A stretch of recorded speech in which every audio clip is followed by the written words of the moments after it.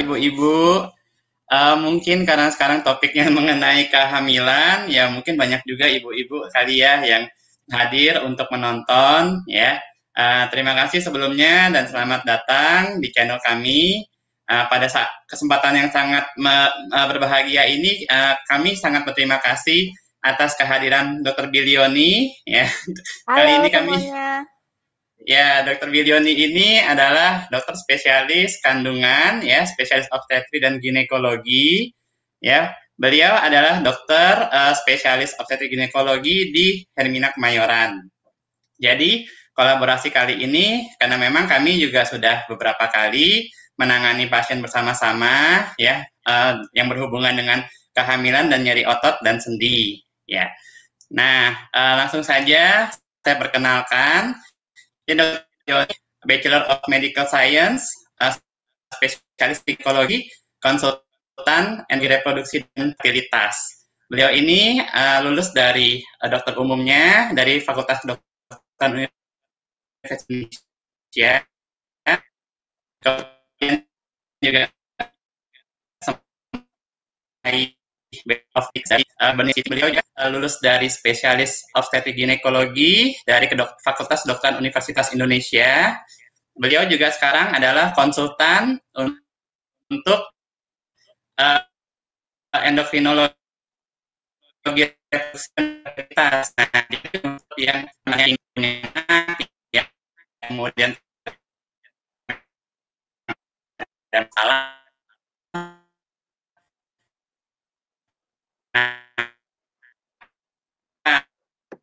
untuk untuk Yoni. Seperti didikan fisik pada ada sih pada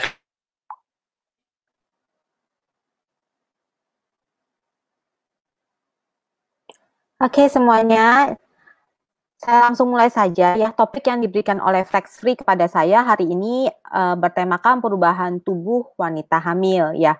Jadi perubahan sendi, tulang itu merupakan salah satu perubahan tubuh dari sekian banyak apa yang terjadi dalam kehamilan. Jadi memang kehamilan itu adalah suatu keadaan alami, namun bisa merubah tubuh seorang wanita hampir 180 derajat ya. Jadi ini beberapa perubahan tubuh yang akan saya coba sampaikan, bukan hanya dari masalah sendi, tetapi mungkin secara general, masih banyak lagi sebenarnya, tapi mungkin terlalu detail dan terlalu medis untuk saya sampaikan di sini. Jadi saya coba untuk saya mulai ya. Oke, ini sekilas adalah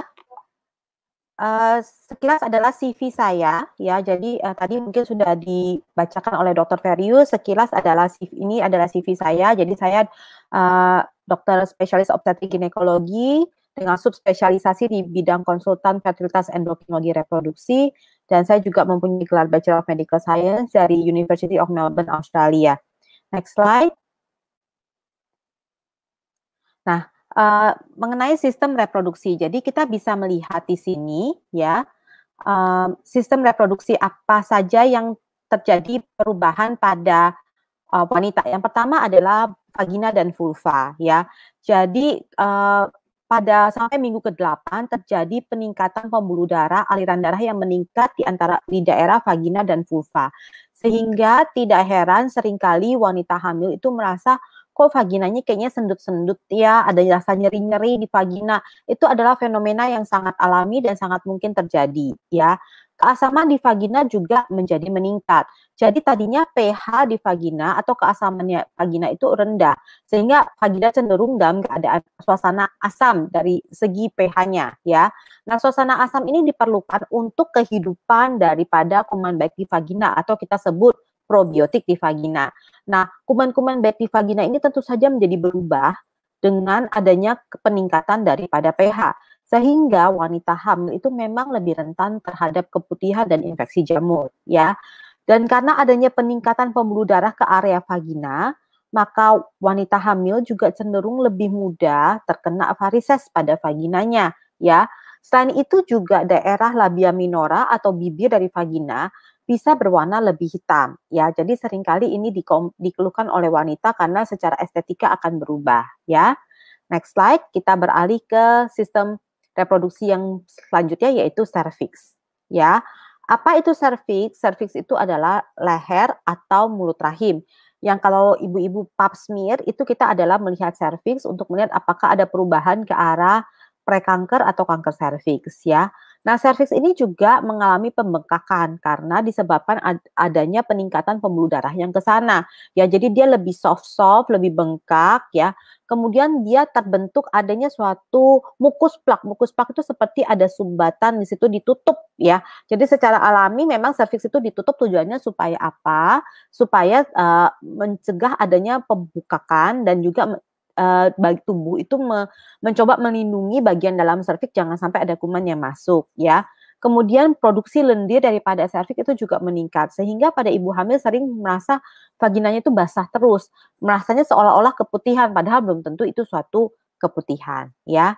Nah, berikutnya adalah rahim, ya. Jadi mulai dari bawah tadi vagina, vulva itu paling bawah, lalu serviks atau mulut rahim, ya. Di atasnya serviks atau mulut rahim adalah rahimnya, ya. Jelas rahim ini tempat tinggalnya baby, ya. Ada gambar kanan bawah, makanya harus ada pembuluh darah ekstra yang ke sana, ya.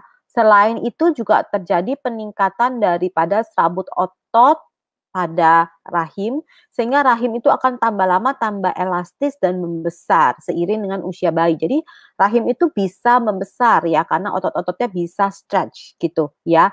Nah, di sini gambar di sini kita bisa lihat seiring dengan usia kandungannya membesar, rahim itu akan semakin lama semakin membesar, ya. Kemudian payudara bagaimana? Ya, payudara pada ibu hamil terjadi pembesaran, adanya penambahan ukuran. Jadi tadinya kelenjar-kelenjar ASI, ya, yang tidak aktif sekarang menjadi aktif, sehingga ukuran payudara menjadi membesar. Daerah puting sampai kepada daerah sekitar puting yang kita sebut areola itu akan menghitam, ya. Next slide, sekarang slide ke-7. Slide ke-7, Mas. Ya, ini tadi payudara, oke. Nah, sekarang sistem saluran kemih, ya. Nah, sistem saluran kemih ini penting. Kenapa? Karena seringkali wanita hamil juga mengeluh sering berkemih, ya. Jadi karena itu jadi malas ke toilet, malas buang air kecil, ya. Ini disebabkan karena peningkatan fungsi ginjal. Kenapa fungsi ginjal harus meningkat? Karena wanita hamil harus mengeluarkan lebih banyak racun dari tubuhnya, ya. Nah, ginjal ini seperti filter gitu, ya. Jadi dia memfilter mengeluarkan kuman-kuman dari dalam tubuh, ya, dari aliran darah. Sehingga produksi urin menjadi meningkat, ya. Jadi frekuensi buang air kecil juga meningkat. Nah, adanya pembesaran ginjal atau hidronefrosis. Adanya juga otot dari ureter atau saluran dari ginjal yang ke arah kantong kemih itu menjadi tidak lebih aktif atau lebih malas bergerak otot-ototnya. Nah, ini penting karena adanya penekanan rahim, kita bisa lihat gambarnya, ya. Gambar ureter itu yang saluran yang hijau, yang saya sudah warnakan hijau, ya, ada tanda ureter itu, ya, ada seperti di stabilo hijau. Nah, saluran ureter ini akan tertekan oleh rahim yang ada di depannya.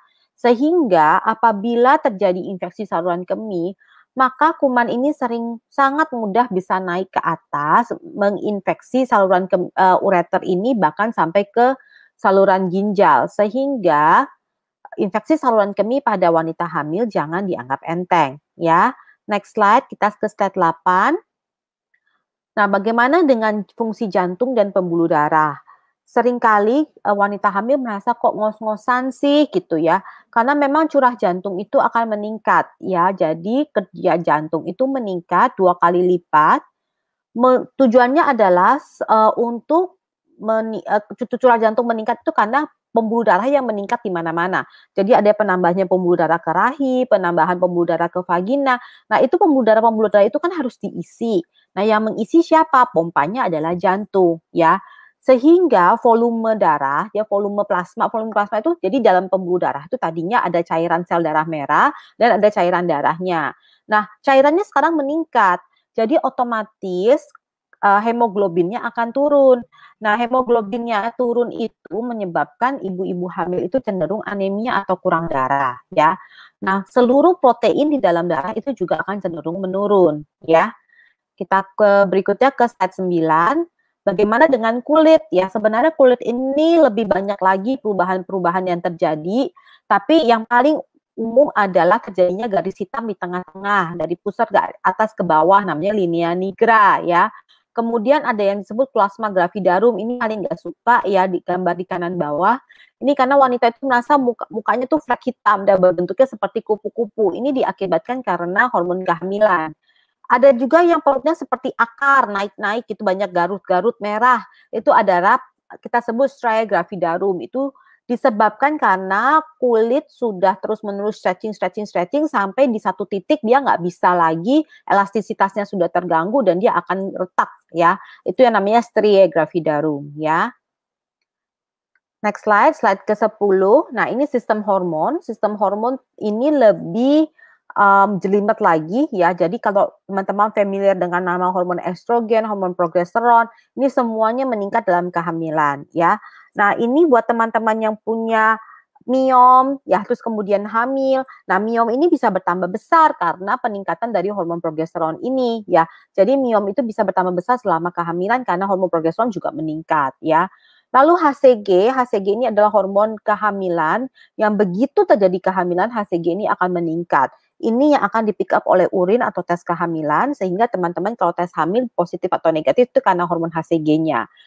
Ada juga yang disebut HPL atau Human Placental Lactogen. Hormon ini juga akan terus-menerus meningkat yang diproduksi oleh plasenta atau ari-ari. Nah, Human Placental Lactogen dan Placental Growth Factors ini yang terbentuk dan sangat tinggi pada trimester ketiga, ini akan menyebabkan kadar gula darah meningkat dalam kehamilan ya. Tujuannya apa? Tujuannya sebenarnya untuk mempersiapkan bayi kalau misalkan terjadi kelaparan pada ibunya sewaktu-waktu, bayi itu tidak kelaparan karena kebutuhan bayi juga sudah sangat besar pada trimester ketiga. Namun apabila ibunya ekses ya terlalu banyak konsumsi kalori, hati-hati justru resiko diabetes meningkat pada saat ini ya. Kemudian hormon prolaktin juga harus meningkat karena tujuannya adalah untuk memproduksi ASI.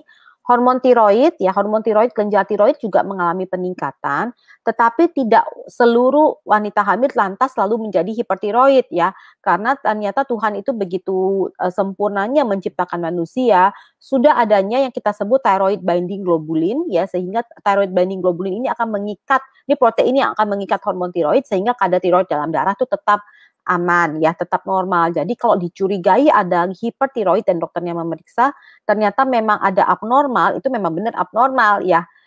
Kemudian adanya hormon aldosteron, renin, dan angiotensin ini meningkat ya seiring dengan fungsi ginjal yang meningkat dan tujuannya adalah untuk menambah cairan di dalam tubuh.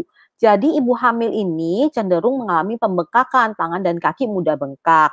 Nanti Dr. Ferius akan membahas mengenai apa yang disebut dengan carpal tunnel syndrome, the quad vein syndrome, dan itu dihubungkan dengan memang adanya edema atau pembengkakan selama kehamilan ya. Selain itu juga basal metabolic rate atau metabolisme ibu hamil itu akan meningkat ya, bisa sampai 15-20% pada trimester akhir ya. Slide ke-13, sistem pencernaan ya. Jadi kita bisa lihat ibu hamil itu cenderung makan sedikit, kayaknya mau balik arah makanannya ya. Ini disebabkan karena di ujung dari saluran makan yang kita sebut esofagus, ini esofagus itu muaranya ke lambung ya. Nah, ininya sphincternya atau seperti katupnya itu mulai relaksasi sehingga makanan-makanan dari lambung tuh gampang balik arah termasuk asam lambungnya ya.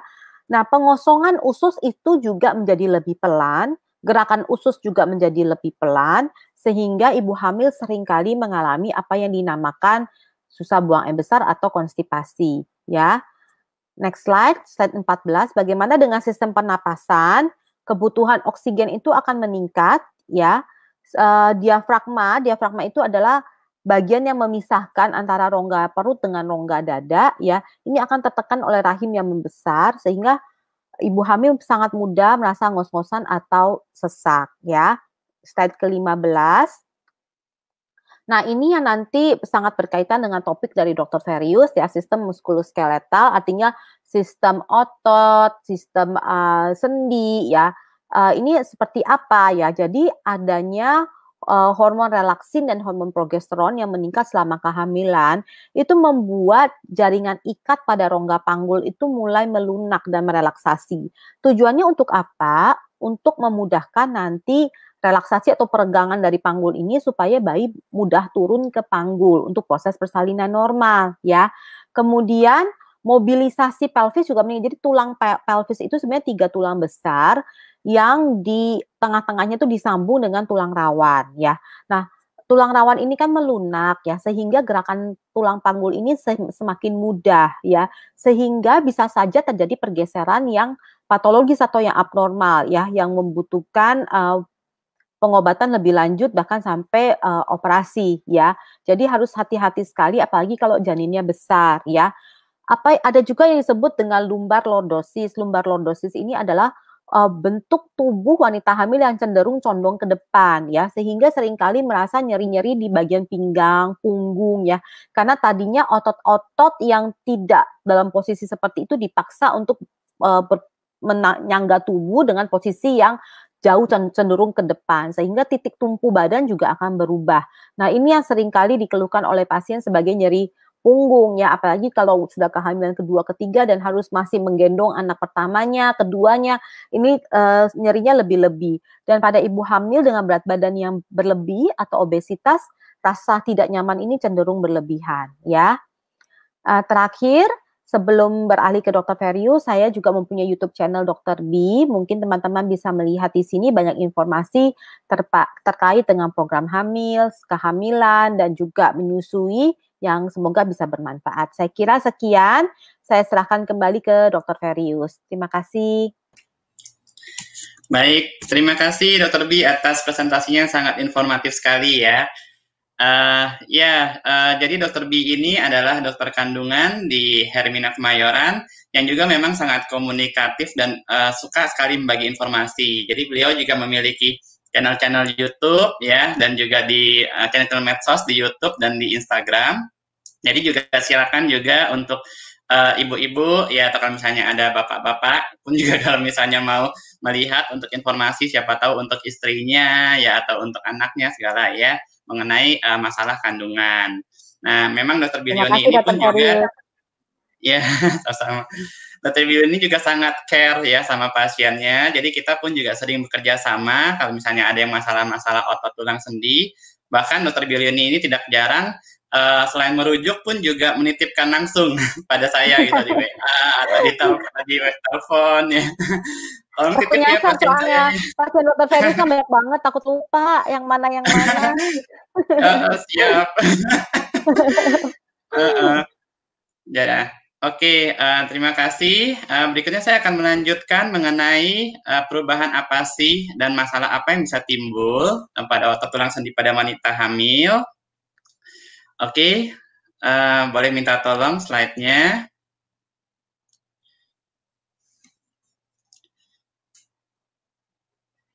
Ya, slide berikutnya. Oke, mungkin kalau ada yang baru bergabung ya, jadi kita di Flex Free ini juga sering membagikan informasi mengenai masalah-masalah otot tulang sendi ya.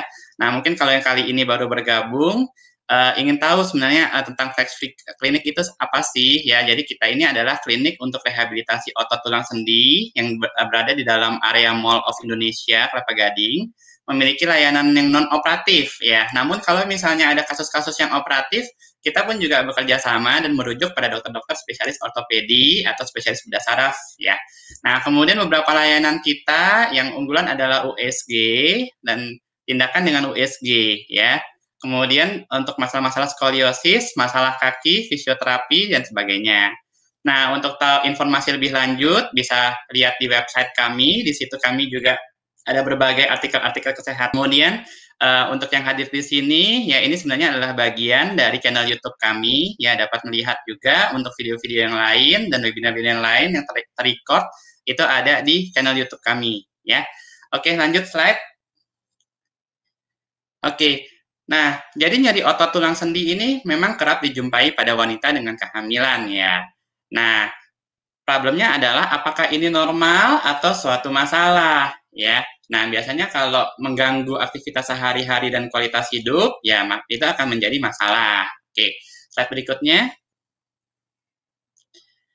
Nah, masalah yang tersering itu adalah di sini ada 4 nih ya, pinggang, punggung, tangan, pergelangan tangan, dan pinggul. Ya, tadi Dr. Bilioni juga sudah sempat menyinggung mengenai the core vein dan CTS. Apa sih itu? Nah, itu adalah masalah pada di tangan dan pergelangan tangan. Ya, ini adalah suatu penelitian yang kebetulan dilakukan oleh dokter spesialis rehab medik di Turki. Ya, jadi dokter Kasik Burun ini meneliti dan pada wanita hamil masalah apa sih yang sering terjadi. Slide berikutnya. Namun ternyata nggak cuma pada 4 bagian itu saja, ya. Nah, juga pada siku, ya, pada bahu, ya, pada leher, nah, pada lutut dan juga pada pergelangan kaki, ya. Dan kita dapat melihat di sini, ya, dengan bertambahnya usia kehamilan, ya, pada trimester ketiga, maka angkanya bisa semakin meningkat. Oke, slide berikutnya. Nah, penyebabnya apa sih? Tadi sudah sempat dijelaskan oleh Dr. Bilioni juga, ya, bahwa ada hormonal, ya. Nah, selain itu pun juga tadi ada postur dan biomekanik, ya. Slide berikutnya. Nah, hormonal apa? Tadi sudah dijelaskan juga, ada yang namanya relaksin dan progesteron, ya. Nah, relaksin dan progesteron ini bekerja pada yang namanya kolagen. Mungkin kalau ibu-ibu udah pernah dengar kolagen buat apa? Buat kulit. Tapi kalau ini, kolagen ini ternyata juga pada jaringan-jaringan penyambung, ya. Jaringan penyambung, ligamen, tendon, dan sendi. Apa sih ligamen? Ya, kalau dilihat di gambar yang paling atas, itu ada gambar panggul. Dr. Bilioni tadi sudah juga menyinggung mengenai panggul, tempatnya rahim dan tempatnya bayi itu dilahirkan. Nah, panggul ini adalah gabungan dari beberapa tulang, ya, disambungkan oleh namanya ligamen. Kemudian tendon ini adalah sambungan dari otot yang mau menyambung ke tulang, ya. Dapat dilihat di gambar yang di bawah, itu yang putih itu namanya tendon. Oke, nah ini dapat menyebabkan sendi menjadi lebih fleksibel, ya, karena tadi Dr. Bilioni juga sudah menjelaskan ini dibutuhkan untuk persalinan normal, ya. Slide berikutnya. Nah, relaksin ini adalah hormon yang sangat berpengaruh pada otot, sendi, ligamen, dan tendon, ya. Nah, pada sendi, ligamen, dan tendon dia akan mengurangi aktivitas dari kolagen, ya, sehingga menyebabkan kolagen ini sehingga menyebabkan sendi ini menjadi lebih fleksibel, ya. Sementara pada otot pun juga dia dapat meningkatkan regenerasi dan mengurangi jaringan parut. Nah, ini pada penelitian di penelitian, ya, ditemukan seperti ini, ya. Nah, mungkin saja memang Tuhan menciptakan hormon ini ya, satu untuk mempermudah kelahiran supaya panggul menjadi lebih fleksibel, kemudian ketika melahirkan kan pasti kan ada otot-otot yang mungkin terkena cedera sebagainya. Nah, si hormon ini pun juga memiliki efek positif, yaitu meningkatkan regenerasi dan juga mengurangi tadi jaringan parut, ya, fibroblast, kolagen seperti itu. Itu adalah jaringan parut. Itu juga dikurangi oleh relaksin. Namun memang efek negatifnya akan meningkatkan juga risiko untuk cedera dan masalah-masalah tulang, masalah-masalah pada sendi dan otot. Slide berikutnya. Oke, nah tadi sudah sempat dijelaskan juga ada yang namanya lumbal lordosis, ya. Seperti apa sih dapat kita lihat di gambar yang sebelah kiri, ya. Nah, jadi adanya perubahan postur pada ibu-ibu hamil, ya. Dan semakin bertambahnya usia, pasti kan janin akan semakin besar. Semakin besar, kemudian posturnya akan semakin berubah. Di mana kita lihat di pinggangnya semakin melengkung. Nah, ini yang tadi disebut oleh Dr. Bilioni sebagai lumbal lordosis, ya. Nah, selain itu sebenarnya juga menyebabkan lengkungan pada punggung, ya. Punggungnya menjadi kita sebutnya kifosis, dan apa? Pada leher. Kita lihat lehernya jadi kompensasi pun juga jadi melengkung, lebih melengkung, dan ini kita sebut cervical lordosis. Makanya tadi pada data yang dikumpulkan tadi ternyata pada leher pun juga dapat terjadi masalah, ya. Nah, kemudian di gambar yang tengah, gambar tengah atas, kita lihat ini adalah gambar dari panggul, dan panggulnya kita lihat dia semakin condong ke depan. Semakin condong ke depan dan juga semakin fleksibel dan semakin melebar, ya. Nah, terutama pada saat kehamilan, ya. Nah, itu dia semakin fleksibel, semakin dapat teregang, ya. Nah, ini juga dapat meningkatkan risiko ya untuk cedera pada sendi-sendi daerah situ. Nah, yang sebelah kanan atas kita lihat itu adalah gambar dari tulang-tulang panggul. Yang tadi Dr. Bilioni sudah sempat jelaskan, ada gabungan dari 3 tulang di situ. Nah, ini adalah gambarnya nih, ada cincin yang terdiri dari 3 tulang. Yang di tengah itu adalah sambungan dari tulang belakang atau kita sebutnya sakrum, ya. Nah, kemudian nyambung ke panggul, ya. Kita ada yang namanya iliak. Jadi ada namanya sendi sakroiliak joint, ya. Jadi sendi sakroiliak ini yang sering juga terkena masalah pada saat kehamilan, ya. Karena tadi adanya si hormon yang menyebabkan panggul ini lebih fleksibel dan kemudian adanya si bayi ya yang menyebabkan dia lebih teregang. Ditambah lagi gerakan-gerakan yang mungkin ada salah ya yang nanti akan saya jelaskan lebih lanjut ya. Nah, kemudian apalagi ternyata dia nggak cuma masalahnya pada pinggang, pada panggul ya, namun turun juga ke bawah. Kalau kita lihat sebelah kiri bawah ya, lutut pun juga bisa terjadi problem ya. Problemnya bisa karena juga kompensasi dari atas, kita sebutnya hiperekstensi ya, di mana si lututnya ini dia cenderung akan lebih ke belakang. Kemudian pada kaki juga, kaki akan cenderung dia jatuh ke dalam ya. Atau ada orang bilangnya flat feet, sebenarnya nggak cuma flat feet ya, tapi dia pun juga akan kita lihat di sini lengkungnya jadi lebih ke dalam ya. Ini namanya hyperpronated foot ya. Jadi kakinya pun juga bisa ada terjadi suatu perubahan. Namun perubahan ini belum tentu menjadi suatu masalah ya. Kenapa? Karena bisa saja menjadi suatu kompensasi. Jadi ada suatu penelitian menyatakan bahwa dengan perubahan-perubahan seperti ini ternyata pola jalannya tidak berubah. Ya, pola jalannya masih sama. Ya, nah mungkin adalah perubahan-perubahan ini adalah suatu kompensasi dari perubahan-perubahan yang terjadi pada rahim, pada pinggang dan pada panggul. Ya, nah tapi bisa juga masalahnya pada pinggang, pada panggul, tapi disebabkan oleh masalah ini. Bisa juga. Jadi ternyata masalahnya di kaki ternyata menyebabkan keluhannya pada pinggang dan panggul. Oleh karena itu perlu dilakukan pemeriksaan postur dan biomekanik secara lebih menyeluruh. Slide berikutnya. Oke, nah kemudian tadi Dr. Bidin ini juga menyatakan ya bahwa adanya perubahan pada otot-otot perut, ya di mana otot perut itu teregang. Nah, ini ada yang namanya otot core. Otot core itu apa sih? Itu adalah otot-otot penyangga dari batang tubuh, ya. Batang tubuh apa? Tulang belakang, mulai dari pinggang, punggung, ya. Nah, otot-otot ini sebenarnya seperti kayak tabung, ya. Seperti kayak tabung begini, ada bagian depan, ada bagian belakang. Bagian depannya ini adalah perut, di mana perut ini kemudian teregang. Tadi yang Dr. Bidioni sudah jelaskan, ya.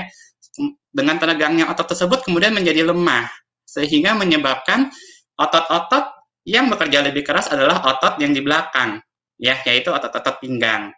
Nah, jadi dapat meningkatkan risiko terjadinya fatigue pada otot-otot tersebut. Slide berikutnya. Nah, masalah lain bisa juga pada kaki, ya. Tadi Dr. Bidioni juga sudah menjelaskan mengenai adanya penumpukan cairan pada kaki, ya. Nah, ini disebabkan oleh hormonal atau pada trimester ketiga pembuluh darah baliknya tertekan oleh rahim. Kemudian kompresi pada saraf, ya. Misalnya tadi carpal tunnel syndrome, kita dapat lihat di bawah. Ini gambarnya, jadi ada saraf yang pada pergelangan tangan tertekan oleh penumpukan cairan yang berlebihan. Nah, bisa juga tekanan pada saraf, itu pada saraf siatik, yaitu di daerah panggul, yang kita dapat lihat gambarnya di atas. Oke, slide berikutnya. Nah, pencegahannya bagaimana sih? Nah, pertama kita harus meningkatkan kapasitas otot. Kedua, menjaga postur. Dan ketiga, mengurangi gerakan yang berlebihan. Slide berikutnya. Nah, meningkatkan kapasitas otot dengan olahraga. Nah, baiknya sebelum hamil, jadi kalau ada yang mau punya program hamil, nah sudah harus mempersiapkan dulu nih otot-ototnya. Kenapa? Karena kalau sebelum hamil dapat dipersiapkan dengan lebih intens. Ya, nah sementara ketika hamil, nah itu sudah banyak keterbatasan karena tadi ya ada janinnya dan sebagainya. Kita tidak mau kan mengganggu si janin, ya. Nah, jadi ketika hamil pun olahraga dibutuhkan untuk membantu menstabilkan sendi dan postur, menjaga otot tidak mudah lelah, mengurangi risiko cedera, dan meningkatkan relaksasi. Namun olahraga ini tetap saja harus dikonsultasikan dulu dengan dokter kandungannya ya. Karena dokter kandungan inilah yang mengetahui secara keseluruhan kondisi medis dari seorang ibu hamil. Oke, slide berikutnya. Nah, olahraga yang diperlukan adalah low impact moderate aerobic exercise, ini salah satunya ya. Jenisnya apa? Jenisnya bisa dengan static cycle, berjalan ringan, latihan air. Jadi ini yang low impact ya. Jadi yang impact-nya rendah pada lutut, pada pinggang ya. Kalau yang lari-lari gitu nggak terlalu disarankan ya. Sepeda dinamik juga tidak disarankan ya, karena dengan adanya bayi, terutama kalau pada usia yang lebih lanjut ya, dengan adanya janin pada perut ya, maka keseimbangan bisa terganggu ya. Nah, kemudian berapa lama ya? Ini berdasarkan rekomendasi dari ACOG. Nah, ACOG ini adalah American College of Obstetrics Gynecology ya. Nah, disarankan adalah 150 menit seminggu, bisa dibagi 30 menit ya untuk 5 hari ya. Kalau misalnya orang yang belum biasa berolahraga bisa mulai dari 10 menit setiap sesi. Nah, jangan lupa untuk jaga asupan cairan, bajunya tidak boleh terlalu ketat dan panas. Slide berikutnya. Nah, latihan fleksibilitas juga diperlukan. Ini adalah contoh-contohnya. Tentu saja tetap juga dikonsultasikan dulu ke dokter kandungannya ya. Slide berikutnya. Berikutnya.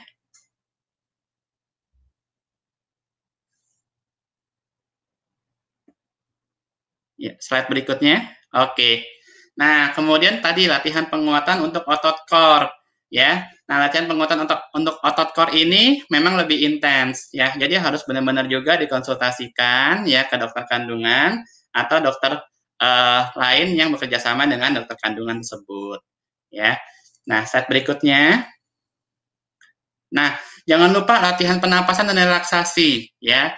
Kenapa? Karena tadi Dokter Bilioni juga sudah menjelaskan bahwa dengan adanya rahim ya bisa juga mempengaruhi penapasan, dan kemudian pada ibu-ibu hamil biasanya pun juga kadang suka psikologisnya pun juga ada perubahan ya. Jadi mungkin akan lebih mellow mungkin aja ya. Nah, itu pun juga harus kita cegah ya dengan misalnya olahraga relaksasi.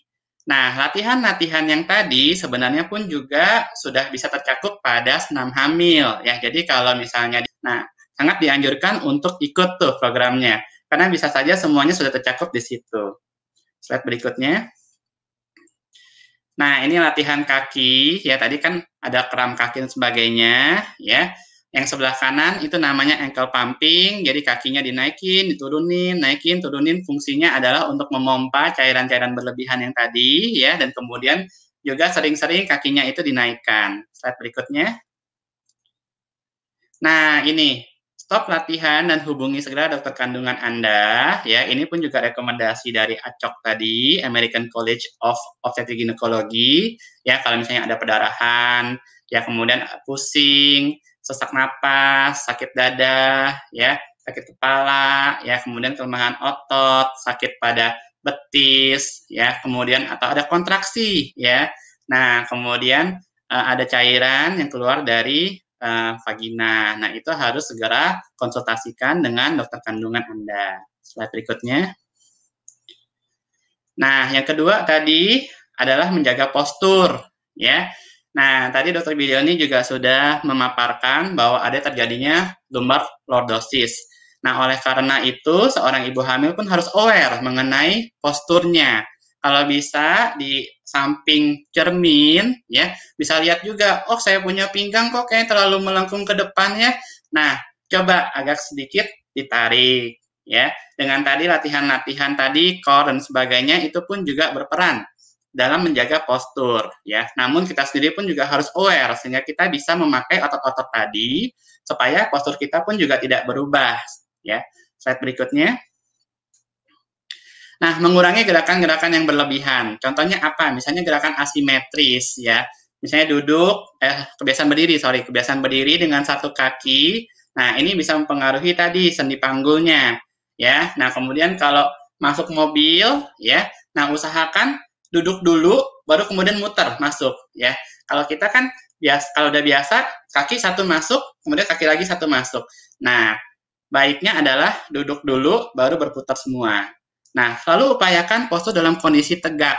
Bila perlu mengambil sesuatu di lantai, tekuk lutut sambil pegangan, ya. Dan ketika berbaring, taruh bantal di bawah pinggang dan di antara kaki. Slide berikut. Nah, kalau kita melakukan pekerjaan rumah tangga, menyapu atau vacuum cleaner, lakukan gerakan maju mundur dalam garis yang lurus, hindari gerakan-gerakan memutar pinggang. Ya, terus kemudian pakai gadget juga jangan berlebihan, ya, lengannya disangga bantal, karena tadi bisa saja terkena masalah cederanya pada tendon, kalau misalnya terkenanya pada tendon di pergelangan tangan yang di daerah jempol, di daerah sini, ya, itu namanya decurvent tendinosynovitis, ya. Biasanya kalau kita main gadget atau megang sesuatu yang berat, nah itu bisa kena. Ditambah lagi tadi yang sudah saya utarakan, adanya hormon-hormon yang menyebabkan tendon menjadi lebih fleksibel. Step berikutnya. Nah, oke. Tadi penyapu dan vacuum cleaner dan bila memberikan makan, sorry, ini tambahan. Slide berikutnya. Ya, berikutnya. Oke. Nah, jadi tata laksana awal bila merasa nyeri, ya. Pertama harus istirahat, ya. Nah, bisa menggunakan kompres atau botol hangat, ya, untuk tata laksana awal nih, ya. Nah, kadang-kadang penggunaan obat oles yang mentol atau yang pedas itu bisa membantu, ya. Tapi harus hati-hati karena bisa iritasi dan alergi kulit kalau misalnya memang ada bawaannya. Slide berikutnya. Nah, jangan makan obat sembarangan, ya, karena obat itu bisa saja mengganggu janin. Harus selalu konsultasikan dengan dokter kandungan, ya. Jangan sembarang dipijit juga, ya. Slide berikutnya. Nah, ke dokter kandungan, kemudian biasanya akan diperiksa, dan bila perlu nanti dokter kandungan akan meminta kerjasama dari spesialis lain, ya. Nah, salah satunya misalnya juga spesialis kedokteran fisik dan rehabilitasi. Slide berikutnya. Nah, kalau di kita akan melakukan apa sih? Kita melakukan riwayat penyakit, ya. Apakah ada jatuh, cedera, dan sebagainya, pemeriksaan fisik, otot, tulang sendi, termasuk juga pemeriksaan postur, biomekanik yang tadi. Nah, di sini juga termasuk juga kita bisa melakukan pemeriksaan foot scan, ya. Jadi kita lihat kakinya bagaimana, ada perubahan atau tidak. Kalau misalnya ada sesuatu yang perlu dikoreksi, kita bisa menggunakan insole, ya. Insole di sini adalah insole yang custom, artinya sesuai dengan kondisi kaki. Setiap orang berbeda-beda. Namun pada ibu hamil, ya, ini agak sedikit unik, ya. Tadi saya sudah menjelaskan bahwa bisa saja perubahan kaki itu kompensasi dari perubahan-perubahan yang di atasnya. Sehingga kalau misalnya kita main koreksi begitu saja, nah, jangan-jangan malahan terjadi gangguan, terjadi perubahan pada yang di atas-atasnya. Ya, jadi koreksinya ini pun juga harus kita berdasarkan pemeriksaan. Ya, slide berikutnya. Nah, pemeriksaan penunjang, ya, kalau misalnya diperlukan kita bisa lakukan. Salah satunya adalah dengan USG. Ini termasuk pemeriksaan penunjang yang cukup aman. Ya, slide berikutnya. Tata laksana, tadi kalau obat-obatan harus hati-hati, biasanya sangat minimal sekali. Saya kalau dapat pasien dari dokter B, saya jarang sekali menggunakan obat-obatan, ya. Biasanya kita langsung menggunakan terapi, fisioterapi, ya. Namun tidak semua alat fisioterapi juga bisa dipakai. Ada alat-alat fisioterapi yang justru malahan dapat mengganggu janin, ya. Contohnya misalnya MWD, ya, laser. Ini relatif perlu dihindari. Kenapa saya bilang relatif? Karena sebenarnya belum ada penelitian yang membuktikan bahwa alat terapi ini dapat menyebabkan gangguan pada janin. Tapi belum juga ada penelitian yang membuktikan bahwa alat ini aman. Ya, jadi belum ada penelitian yang membuktikan adanya gangguan, tapi juga belum ada penelitian yang membuktikan dia aman. Jadi mendingan apa, kita play safe aja, mendingan nggak usah kita pakai. Ya, nah. Jenis dan lokasi terapi juga menentukan, ya. Misalnya kalau kita mau pakai terapi yang listrik, ya, elektrik terapi, otomatis kalau kita pakainya di daerah yang dekat-dekat perut, ya itu jangan, ya, karena dia bisa memicu kontraksi. Tapi kalau kita misalnya pakainya di pergelangan tangan, di kaki, ya itu masih nggak apa-apa, ya. Nah, latihan di sini udah beda. Di sini adalah latihan karena ada penyakit, ya. Jadi ada penyakit dan kemudian ada masalah juga pada kehamilannya. Bukan ada penyakit dan juga ada masalah juga yang disebabkan perubahan oleh kehamilannya. Nah, maka harus tailor made. Jadi harus benar-benar setiap pasien itu bisa berbeda-beda, ya, sesuai masalah, ya. Nah, kemudian support belt, ya, dapat dilihat sebelah kanan ini. Jadi ada korset juga yang khusus untuk ibu hamil, ya. Jadi kalau misalnya berpikir, aduh saya kalau pakai korset biasa gimana caranya, kan perut saya gede, ada janinnya gitu kan. Nah, ini ada korset yang khusus untuk ibu hamil. Kadang-kadang juga kita resepkan, ya, dan bisa juga membantu atau bermanfaat. Massage juga bisa bermanfaat, kemudian relaksasi. Slide berikutnya. Nah, ini salah satu untuk stimulasi, untuk kontrol proprioseptif dan postur. Slide berikutnya. Oke, ini salah satu dari terapi tadi, fisioterapi ya, misalnya shockwave ya. Nah, injeksi, ini kalau misalnya sangat-sangat perlu sekali ya, dan harus sangat berhati-hati. Ya, selama ini saya tidak pernah mengerjakan pada pasien-pasien Dr. Bilioni, tapi pernah satu kali pada kakak ipar saya. Jadi kakak ipar saya ketika lagi hamil, ya saat itu cedera ankle-nya, jadi pergelangan kakinya, kemudian benar-benar mengganggu, ya saya saat itu juga kasihnya pun dengan USG, jadi benar-benar tepat sasarannya, dan kemudian saya kasih juga dengan dosis yang sangat sedikit. Dan memang dari jurnal pun juga ada laporan bahwa sebenarnya injeksi ini aman, gitu ya, pada ibu hamil saat itu pun juga ibu hamil dengan diabetes, ya. Namun tetap saja kalau misalnya diperlukan banget, dan itu pun harus koordinasi juga dengan dokter kandungannya, ya. Jangan sampai mengganggu masalah kandungannya. Slide berikutnya. Nah, oke, untuk take home message-nya, perubahan otot dan sendi merupakan suatu proses yang normal dalam kehamilan. Persiapan yang baik dengan latihan, jaga postur dan aktivitas sangat berperan untuk mencegah timbulnya masalah, dan bila timbul masalah, baiknya langsung berkonsultasi ke dokter kandungan. Bila diperlukan, nanti dokter kandungan akan bekerjasama dengan spesialis yang terkait. Baik, demikian presentasi saya.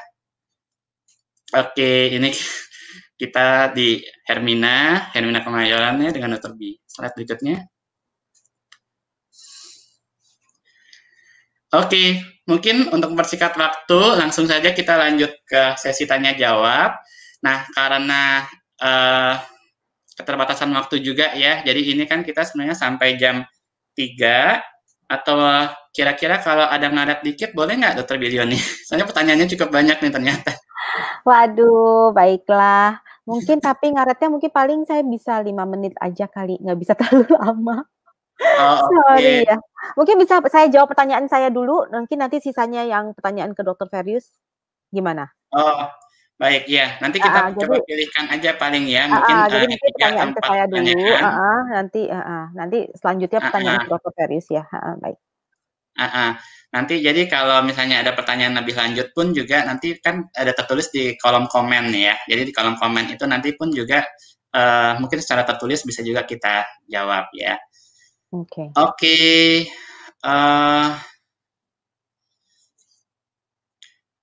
Ini langsung dipilihin oleh moderator apa gimana? Apa kita jawab pilih-pilih sendiri? Saya bacakan. Oke, ini ada dari Ibu Elisa Era nih. Ini kelihatannya ke Dr. Bilioni. Dokter mau tanya dong, apakah setelah melahirkan secara normal, apakah normal jika ada keluhan nyeri perut bawah atau turun peranakan saat habis angkat? Terus apa yang harus dilakukan? Mohon infonya, Dok. Oke, Mbak Elsa sebenarnya gini, nyeri perut bawah tuh belum tentu turun peranakan ya. Turun peranakan itu bahasa awamnya sebenarnya kalau kedokteran kita sebutnya prolaps ya. Jadi prolaps itu ada macam-macam, ada prolaps dari si rahimnya sendiri yang turun, ada prolaps dari bagian depan dari dinding vagina ya, atau kita bagian belakang dari kantong kemih yang kita sebut sistokel, ada prolaps dari bagian belakang dinding vagina, atau bagian depan dari usus yang kita sebut rektokel. Prolaps apa dulu nih ya? Dan prolaps itu badan itu enggak sedemikian rentannya sehingga katakanlah baru melahirkan terus kemudian kita angkat meja terus langsung dinding rahimnya jatuh gitu. Enggak, badan kita itu enggak sedemikian rentannya. Prolaps ini baru menjadi suatu resiko kalau kita melahirkan berkali-kali ya, melahirkan normal berkali-kali dengan berat badan bayi yang besar-besar ya. Jadi 3,5, 3,7, 4 kilo itu berat badan lahir bayinya. Kemudian kita lahirkan 5-6 kali, itu merupakan satu faktor resiko ya. Atau faktor resiko lainnya adalah menopausal ya. Jadi seringkali prolaps ini baru dialami oleh ibu-ibu yang sewaktu mudanya mempunyai riwayat persalinan normal yang berkali-kali dengan bayi yang besar, lalu dia mengalami prolaps setelah dia menopause. Jadi tidak langsung saat melahirkan itu berarti turun bro, nggak begitu ya. Jadi biasanya tuh dukun-dukun pijat tuh udah langsung gerak cepat tuh ya, padahal belum tentu itu permasalahannya. Sebaiknya saran saya sih dilakukan monitoring atau kita USG ya, dipastikan ada apa. Karena kebayang nggak kalau ternyata ada tumbuh kista atau miom itu diurut-urut, kista bisa pecah, bisa kepuntir ya.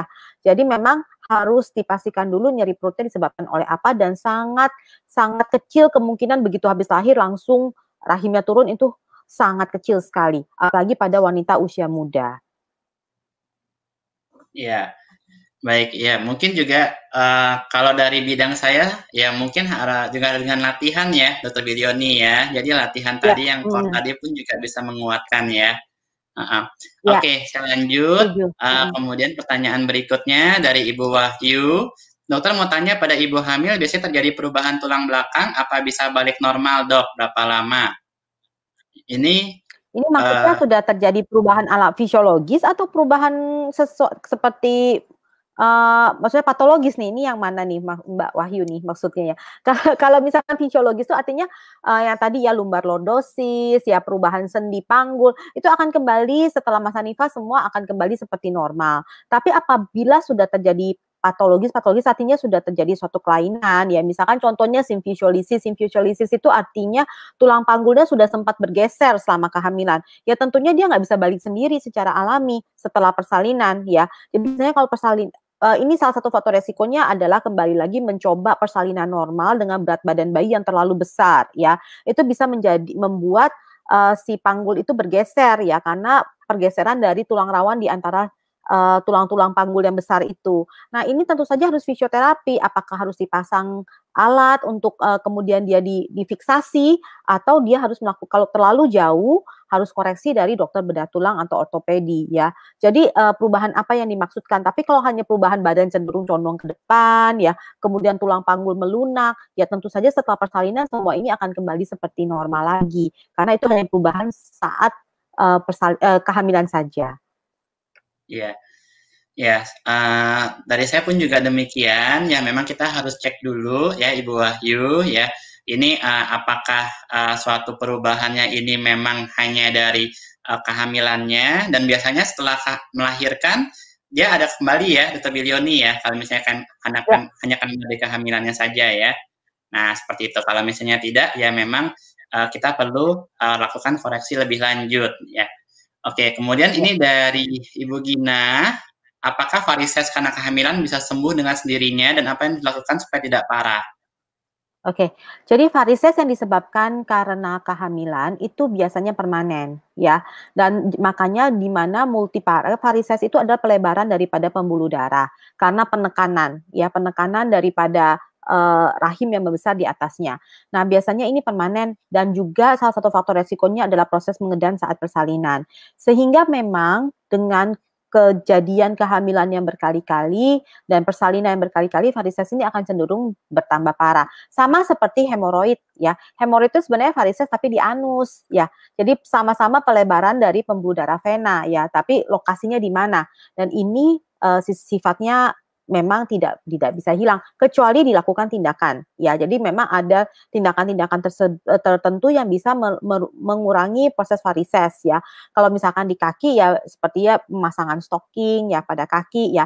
Kalau kemudian ada tindakan pembedahan juga yang bisa dikerjakan. Jadi bagian pembuluh darah yang melebar itu kemudian dipotong ya, kemudian dilakukan jadi kan pembuluh darah itu yang melebar itu karena kehilangan tonus daripada otot pembuluh darah ya. Jadi kemudian bagian yang rusak itu kemudian dibuang, kemudian disambung lagi oleh dokter bedah vaskuler, itu juga bisa ya. Tapi kalau dibiarkan secara alami biasanya bersifat permanen. Oke, makasih Dr. Bilioni.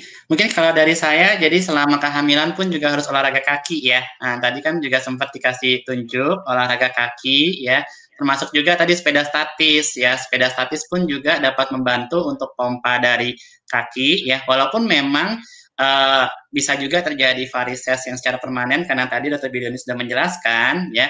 Namun dengan kita bantu dengan pompa kaki, dengan latihan dengan pompa seperti pompa otot gitu ya, dan kemudian positioning juga. Jadi kalau misalnya duduk atau tiduran, tadi kakinya agak sedikit diangkat ya, ditambah tadi kemudian dengan stocking ya, itu mungkin akan membantu untuk mencegah terjadinya varises yang lebih parah. Oke, terus kemudian ada pertanyaan lagi, kalau otot perut ada latihannya dok, biar nggak buncit sehabis melahirkan. Nah, apa masih bisa kalau menggunakan korset? Nah, itu pertanyaan Dr. Ferius tuh. Latihan apa nih dok? Oke, mungkin saya jawab dulu, nanti Dr. Widioni kalau misalnya ada yang mau ditambahkan ya. Jadi kalau misalnya setelah melahirkan dan kemudian perutnya buncit ya, nah mungkin saja latihannya bukan latihan otot perut ya, karena kita tahu perut buncit itu juga di situ ada lemak ya. Nah, jadi latihannya mungkin malahan kita menggunakan latihan aerobik yang tadi saya sempat kasih tunjuk, bisa sepeda statis atau kalau sudah melahirkan tidak ada masalah pada sendi ya, kita bisa latihan misalnya dengan running, dengan berlari dan sebagainya. Ya, latihan-latihan aerobik seperti itu menggunakan otot-otot besar, yaitu adalah otot-otot tungkai, otot-otot kaki, dan sebagainya. Sehingga si otot-otot ini dia akan mengkonsumsi banyak kalori. Nah, kalori ini adalah kayak bensin untuk kerjanya si otot. Nah, si kalori ini didapat dari mana? Salah satunya yang dibakar adalah dari lemak. Ya, namun tentu saja durasinya juga nggak boleh sebentar dan intensitasnya pun juga harus diatur ya.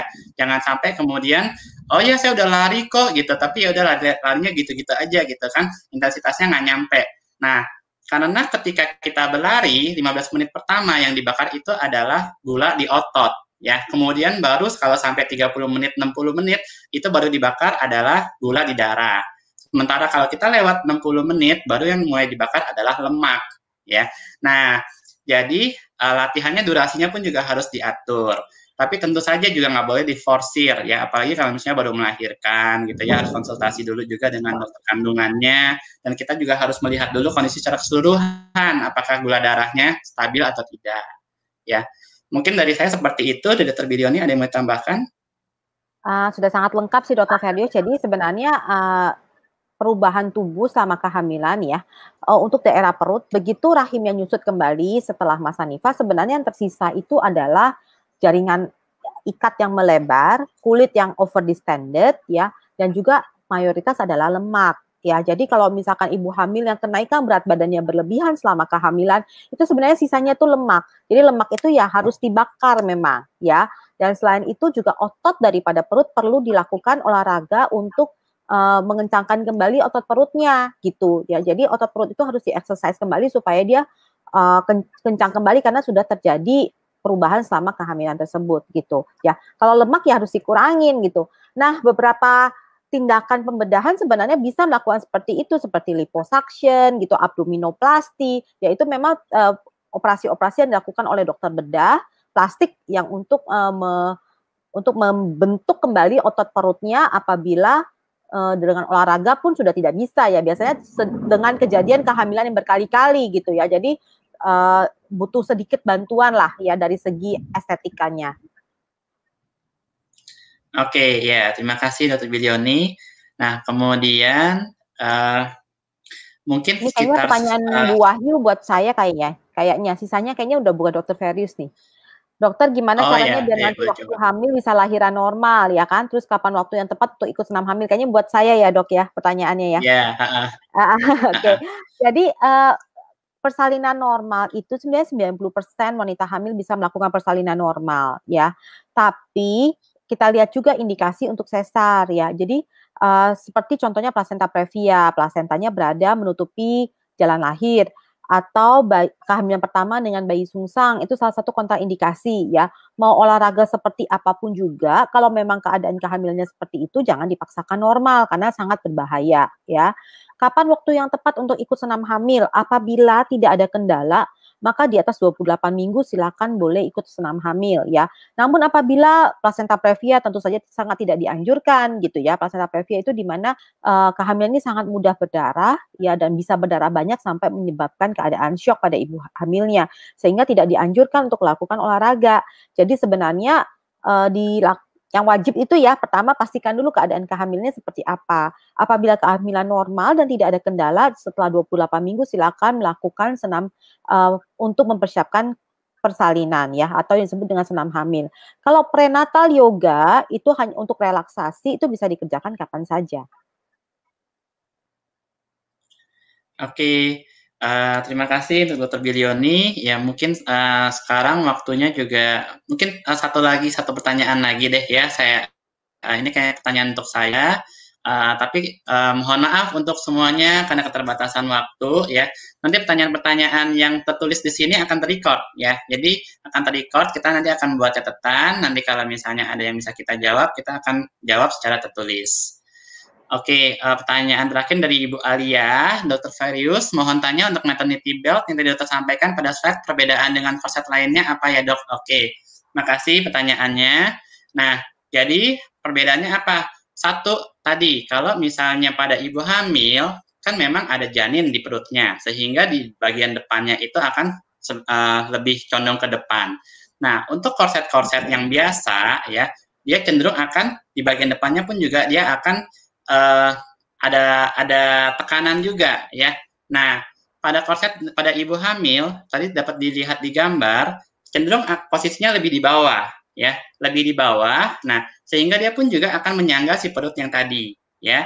Terus kemudian kedua, nah dia juga menyangga di panggul ya. Tadi juga dijelaskan oleh Dr. Bilioni dan di slide-nya saya pun juga bahwa panggul itu adalah tempat yang biasanya terjadi masalah. Tadi Dr. Bilioni ada sebut mengenai simfisiolisis ya. Nah, jadi si panggulnya itu bisa bergeser ya, atau bisa dia teregang berlebihan. Si korset ini lokasinya benar-benar pas di daerah panggul sehingga dia akan memfiksasi daerah panggul tersebut. Ya. Nah, hal ini yang tidak terlalu bisa dicapai oleh korset-korset biasa ya, karena korset biasa itu tadi saya bilang lokasinya dia lebih di atas ya, sehingga dia sebenarnya untuk fiksasi daerah lumbal atau daerah pinggang. Ya, kurang lebih seperti itu. Mungkin Dr. Bilioni ada mau tambahkan? Ya, kita kenal dengan nama maternity belt. Jadi bukan korset ya bahasanya. Jadi kita kenal dengan maternity belt itu dia bentuknya itu slim dan itu untuk di bawah perut. Jadi untuk menyangga perut. Kalau korset itu buat ngikat seluruh perutnya, atau kalau bahasa Inggrisnya abdominal binder ya. Jadi yang diikat adalah dari bawah payudara sampai ke panggul gitu. Itu namanya abdominal binder yang kita sebut korset. Itu biasanya sangat menolong setelah proses persalinan. Bahkan ada penelitian yang mengatakan ibu-ibu yang pasca seksual cesarean dengan abdominal binder ini akan mengurangi kejadian dari pendarahan pada luka operasi, mengurangi nyeri ya, dan itu sangat-sangat efektif gitu. Beda dengan maternity belt. Maternity belt justru digunakan saat dia lagi hamil. Jadi maternity belt itu jangan terlalu hemat, jangan sudah setelah lahiran maternity belt masih dipakai juga. Udah beda ya. Jadi kalau maternity belt itu setelah lagi hamil, bentuknya tipis, depannya, belakangnya bisa agak lebih besar ya, lebih lebar karena untuk menopang otot daripada pinggang ya, otot dari pinggang dan juga tulang belakang. Bagian depannya lebih kecil. Nah, kalau abdominal binder itu biasanya bentuknya sama ya. Jadi depan belakang itu bentuknya sama, ukurannya panjang kali lebarnya, dan itu untuk mengikat seluruh bagian perut sampai bagian panggul. Begitu. Oke, baik. Terima kasih Dr. Bilioni informasinya. Namun ada sedikit kasus yang jarang sih Dr. Bilioni ya. Kemarin kebetulan saya juga dapat pasien yang sudah 10 bulan lalu melahirkan ya, kemudian dengan nyeri pinggang, dan ketika kita cek memang masalah pada sakral iliak tadi ya, yang Dr. Bilioni juga utarakan. Nah, itu juga memang saya resepkan untuk tadi sakral iliak belt ya, memang kita gunakan yang seperti maternity belt ya, tapi memang fungsinya itu lebih ke arah untuk sakral iliaknya. Seperti itu ya. Mungkin demikian dari kami. Terima kasih atas kehadiran dari ibu-ibu dan bapak-bapak sekalian. Sekali lagi kami mohon maaf ya kalau untuk pertanyaan-pertanyaan yang belum terjawab ya. Dan kemudian kami juga atas nama Flexfree sangat berterima kasih atas kesediaan Dr. Bilioni ya, Dr. Widioni ini juga tadi saya sudah sebutkan ya sering membagi informasi buat ibu-ibu dan sebagainya yang ingin mengetahui informasi lebih lanjut mengenai kandungan, mengenai fertilitas ya. Nah, dapat juga untuk melihat di medsosnya Dr. Bilioni atau juga berkonsultasi ke Hermina Kemayoran. Ya, boleh Demikian follow dari Instagram saya dr.b.spog. Dan sebagai informasi, Dr. Ferius ini dulu yang menangani saya saat saya hamil dengan sakit nyeri tulang punggung. Jadi dokter kandungan juga sama mengalami hal yang sama ya. Jadi been there done that. jadi kalau teman-teman punya masalah seperti itu, you are not alone. Semua ibu hamil seperti itu mengalami fase yang sama. Yang penting adalah kita tahu apa yang harus dikerjakan dan benar ya. Ke dukun tukang pijit itu nggak benar, coret ya. Jadi ke dokter fisioterapi itu benar, centang gitu. Jadi kita harus tahu, kita harus pertolongan ke arah mana yang aman dan benar. Ya, gitu Dr. Ferius, terima kasih sekali lagi atas undangannya. Terima kasih Dr. Bilioni, terima kasih semua. Selamat siang. Bye-bye. Bye-bye.